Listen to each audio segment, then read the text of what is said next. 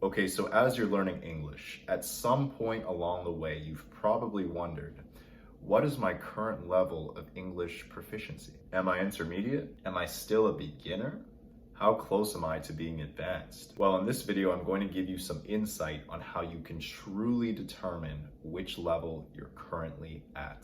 So if you need to learn English for work, for school, for traveling purposes, or even just for fun, you're definitely in the right place, because in this video, we're also going to be breaking down what it takes to go from the beginner level to the intermediate level, and from the intermediate level to the advanced level, as I'm sure that your ideal goal is to achieve fluency in English.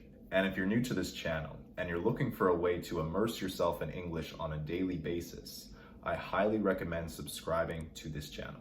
We literally upload new content every single day to make sure that we can accelerate the time that it takes you to become fluent in English. Okay, so if you are at the A1 level, you should have an understanding of the absolute basics of the English language, and you should be able to understand the speed that I am speaking at right now. You should also be able to ask and answer very simple questions. You are most likely at this level if you have recently started taking English classes at school. But as we all know, taking English classes at school is not the same thing as applying your English skills in real life. You are also probably at this level if you're an adult who had recently started studying the basic rules of the English language, but you are not yet comfortable to converse in a spontaneous situation. Now, if you're at this level, I highly recommend paying close attention to the basic grammatical rules of the language.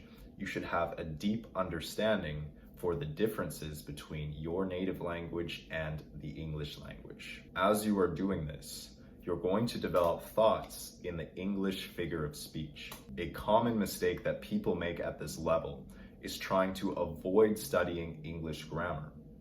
But if you don't study English grammar, it'll be very difficult to understand anything in English. But if you don't understand English grammar, it's going to be very difficult to practice your reading skills, your writing skills, your speaking skills, and even your listening skills. Let's break down the A2 level.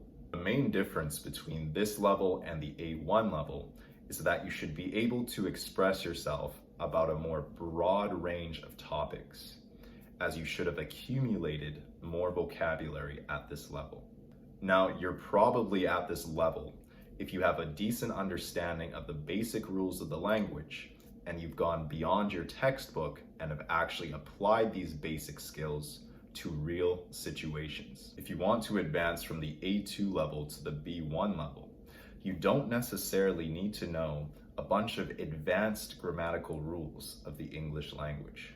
Even us native English speakers don't even understand all of the advanced grammatical rules of our own language. Instead, I'd highly recommend knowing the basics really well, and also knowing the most common phrasal verbs and expressions that are used on a daily basis by English speakers. But at the end of the day, it's really important that you know how to apply these skills in ways that make sense for your lifestyle. Now, a common mistake that people make at this level is becoming overconfident and listening to media that they can barely understand.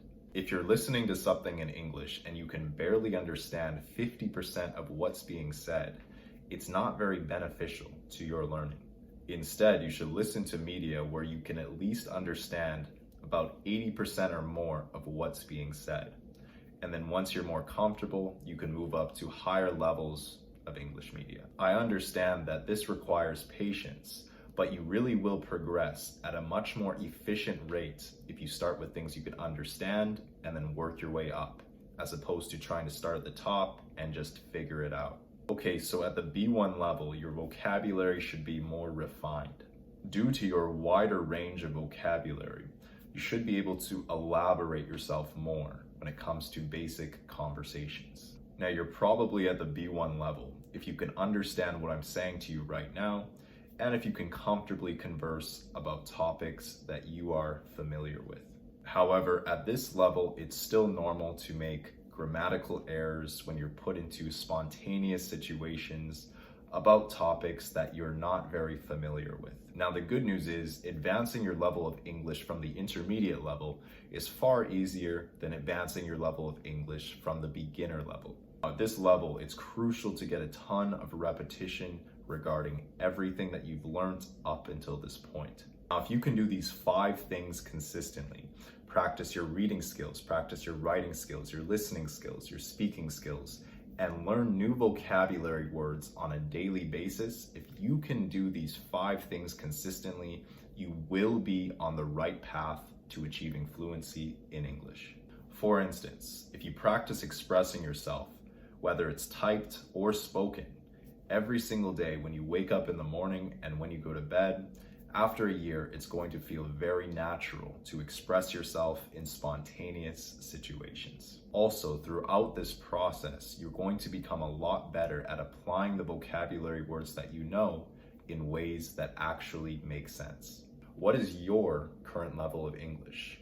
Leave a comment down below. And also, if you'd like to support the channel, you can simply do so by liking the video, as it's going to help the YouTube algorithm spread the message to other people who are also trying to improve their English skills. Okay, so at the B2 level, you should be comfortable articulating yourself about anything that you're familiar with. At this level of English, you should also be able to exercise basic problem-solving skills in English. And you should also be able to develop your own opinions about more complex topics. You're probably at the B2 level if English-speaking universities and other educational institutions consider your English good enough to get into their programs. You're also probably at the B2 level if English employers consider your English proficient enough for their English-speaking positions. At the B2 level of English, it's going to be way easier to improve your English skills than any of the previous levels. At this stage, you're simply going to improve your English passively through your life experiences, applying all of the things that you've learned up until this point. The only thing I see that could be holding you back is if you are not immersed in an English-speaking region.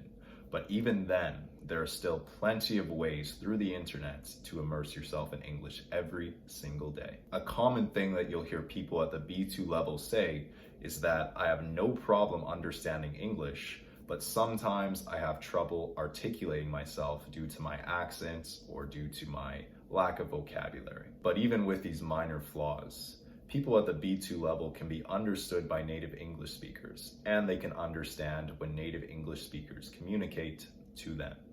Now for the advanced levels, starting with the C1 level, you should be able to instantly form responses and opinions about more complex ideas. And at this level, you should also be able to articulate yourself in a spontaneous manner, even about subjects that you are not familiar with at all. You're likely at the C1 level if you can comfortably complete English assignments and tests in school, or you can navigate your way around an English workplace with ease.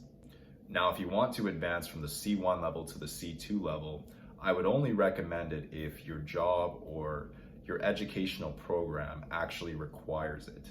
So to advance from the C1 level to the C2 level, all you really need to do is dive deeper into what you're already studying. Or if you're working a job, you can dive deeper into studying the industry that you're working in. Now at this level, it's likely apparent to your colleagues that you're not a native speaker, probably due to your accent. However, by most people, this probably isn't even considered a flaw, as you can easily be understood by native English speakers and you can easily understand what they say back to you.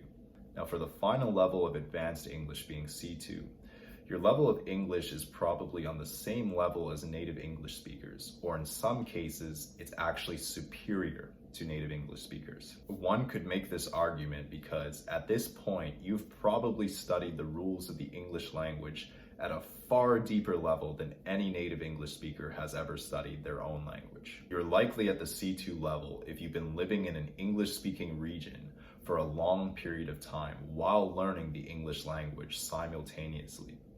Let's say on average 5 years or longer. Now, if you want to continue to advance your English skills at this level, You could simply do it the same way that native English speakers do it, which is being open-minded to different cultures around the world and understanding the different dialects of the English language across the globe. For instance, it would be to your benefit to understand informal dialects of English alongside formal dialects of English. For example, if I moved to London, England tomorrow, I'd have to learn a ton of terminology that I'm not familiar with. Even if you choose not to use slang terminology or very formal terminology like what you would see on a legal document, it's still quite beneficial to at least understand what it means, so you'll never get lost in a conversation with any English speakers. One can argue that it's unrealistic, but hey, what's there to lose by learning something new every single day? And there you have it, a simple breakdown of the different levels of the English language. If you'd like some advice on how to learn English much faster, be sure to watch the next video recommended on the screen.